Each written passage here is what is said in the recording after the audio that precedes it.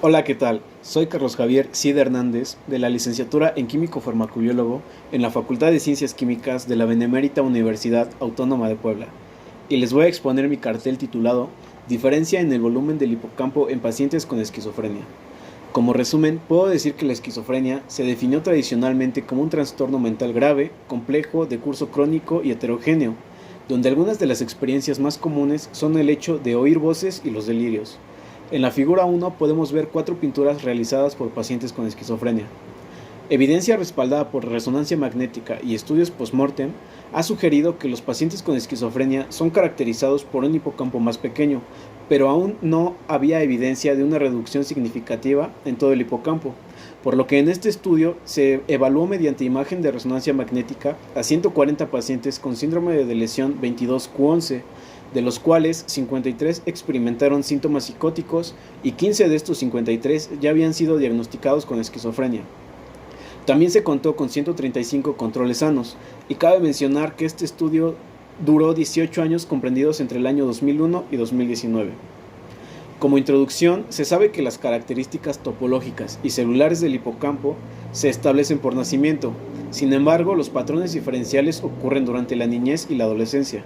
En la figura 2 les presento los resultados de otro estudio donde la flecha negra representa a un grupo de niños y niñas entre 3 y 5 años que se tomó como base para la diferenciación. Y las zonas marcadas con colores más cálidos representan zonas con mayor crecimiento de volumen conforme el paso del tiempo.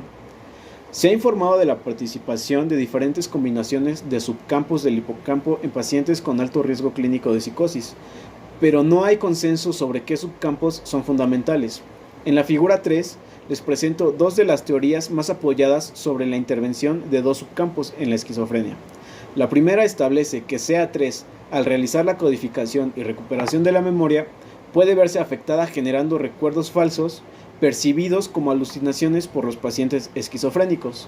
La segunda nos dice que CA1 pareció ser la primer área afectada, prediciendo así la atrofia y el desarrollo de psicosis. Pasando a la metodología, se llevó a cabo en 140 individuos con un diagnóstico confirmado de síndrome de lesión 22q11, el cual ha demostrado provocar un desorden en el neurodesarrollo.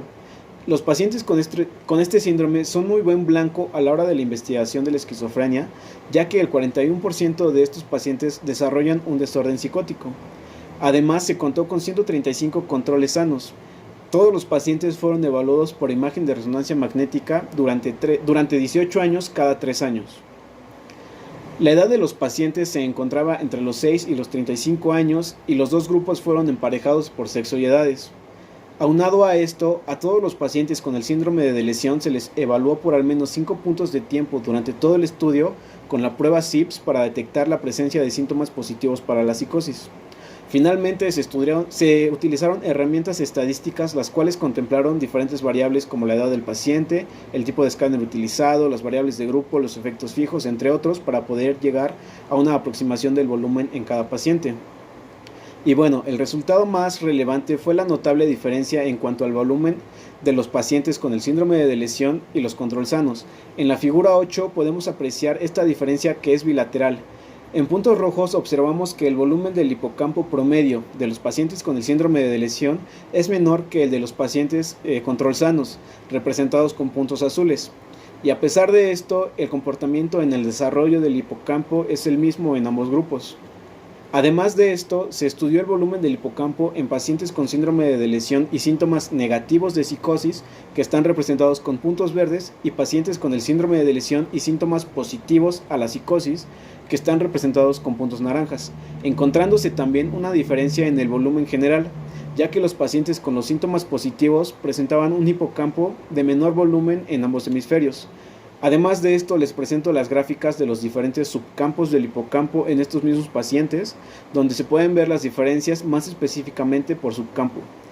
Por último, y a manera de conclusión, les puedo decir que tomando en cuenta que el hipocampo de manera natural sufre una disminución de volumen durante la adolescencia tardía, es concebible que un volumen hipocampal menor en la línea base es un factor para el desarrollo de los síntomas psicóticos positivos, la esquizofrenia y la atrofia del hipocampo.